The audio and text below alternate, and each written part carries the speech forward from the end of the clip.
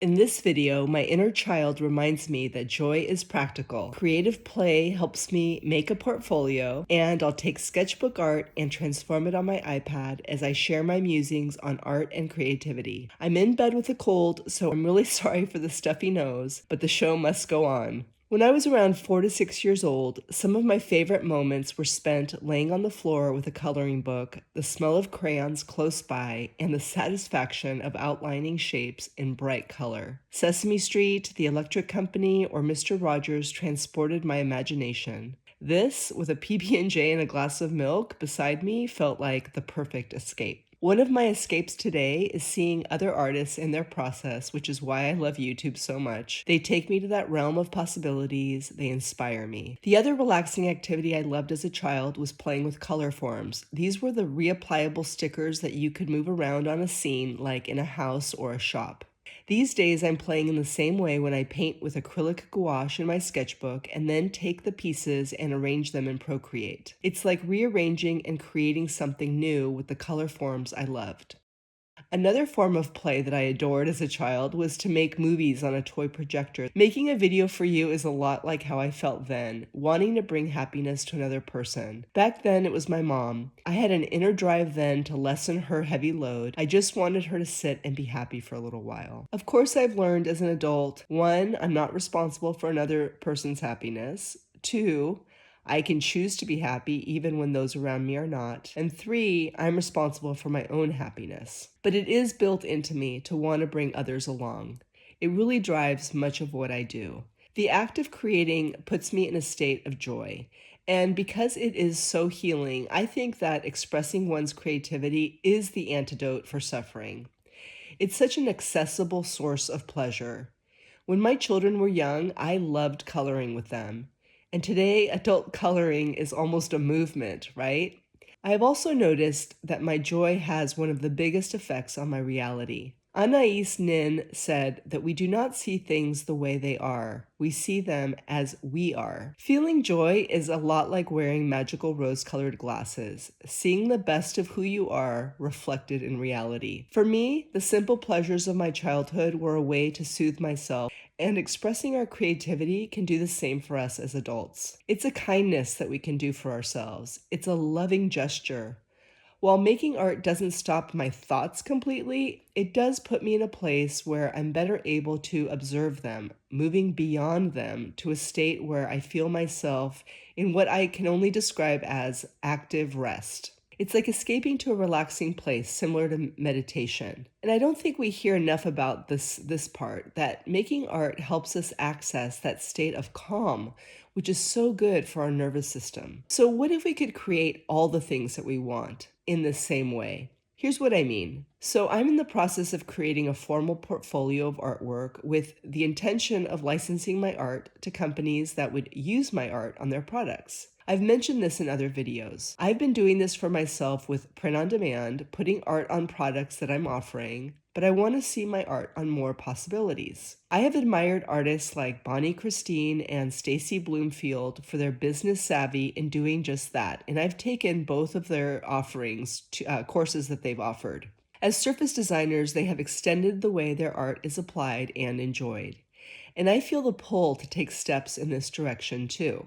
But like all desires, it's important for me to ask myself what's driving them. On the surface, it's about what I want: business success, more money, the coolness of seeing my art on stuff. But these reasons have really never been strong enough to keep me motivated with a desire, not for the long haul. Believe me, I've learned this the hard way, abandoning so many goals because my heart wasn't connected to the desire. The heart wants us to connect love to our desires.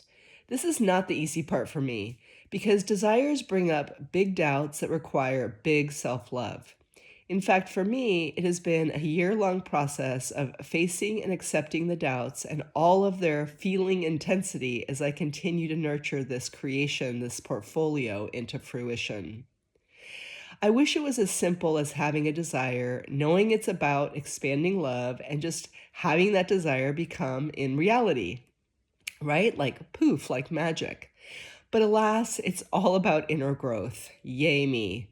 What I'm leaning on, though, to get me through this process is seeing that the creation of this portfolio can be experienced like I'm creating an artwork. And like all artworks, they have a message. So I'm listening as I create it.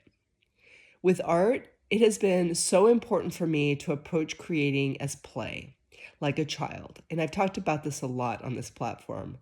Picking the first colors that inspire me, allowing myself to be messy, to doodle if I want to, and allow myself to go where my inner creative voice directs me next. Doing this has put me in touch with my inner child, and it feels like a partnership built on mutual trust. It's quite possible that age 4 was the only time when doubt wasn't dominating my consciousness or my will. So I feel very fortunate to have reunited with this inner sense and knowing. I can enjoy making a portfolio even as I catalog and create a number system for my art, and I shape this new business prospect that stirs up so much insecurity in me. So I'm arranging art in the portfolio much like color forms.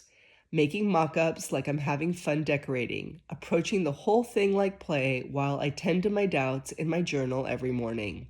So I'm in this process and I feel so good that I think, you know what? I'm going to make a sell sheet right now. And what that is, it's a curated selection of art and I send it off to a company and guess what? I did it and they did not select any of it. And I'm not going to tell you that it was okay because I was so happy creating it.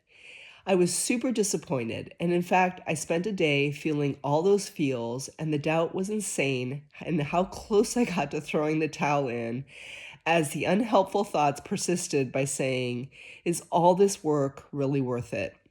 Which is again an invitation for greater self-love. So I reaffirm that of course it's worth it because I'm worth it. So I tended to myself lovingly and gently, but with firmness, repeating with conviction that I am worth it. And it's been a process of accepting that I can even welcome this new level of doubt in my inner world too.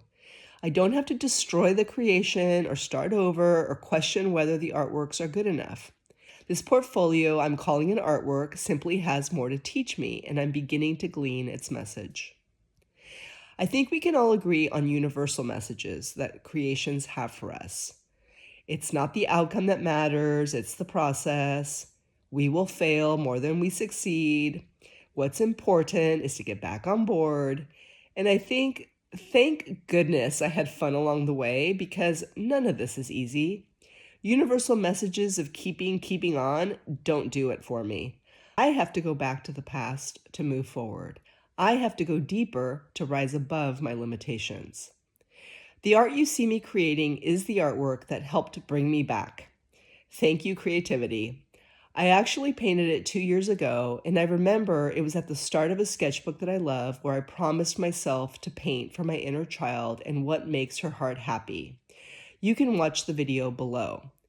This kind of creating, like where it's like a collage where I bring different pieces together, is just the most relaxing, kind of puts my brain on hold completely. I just sit there on the couch and I'm just cutting and putting and rearranging things. So revisiting this cute pig and placing her in a new place and arranging the scene brought me back to that childlike state again where the possibilities always open up. And the message that bubbled up from within this morning is this: I'm a creator, and so are you. I take bits from the past, like the pleasurable feelings from childhood, and I bring them forward to rekindle them every time I choose to make art, which is really choosing me and my joy. I'm choosing the little girl on the living room floor playing in her imagination. And together with my hard-earned resilience, I can move creations forward. This is how I create in a way that feels good and in flow again. I see clearly that all my desires are fueled by the creative force that I am, and it's all about play. I forget and I remember that every desire is building my confidence and every failure creates the perfect emotional environment to grow trust in myself and keep going. I marvel and laugh because it all feels so lofty and self-important, but at the same time, it isn't. Does the world really need another cute pig and bird with a quote about home and joy? Probably not. But the world does need me to believe in my creativity so others believe in theirs, and in this way we expand much needed joy. My mind's eye is like a projector. I see the 4-year-old I was smiling on the carpet coloring. She was always telling herself a new story in her imagination then because she was really smart. She always was helping herself feel good in a house where there was suffering. She was a powerful creator. I am too, and so are you. And we can look at anything like we're making art. I really believe that. Happy creating, everyone. Thanks for being here.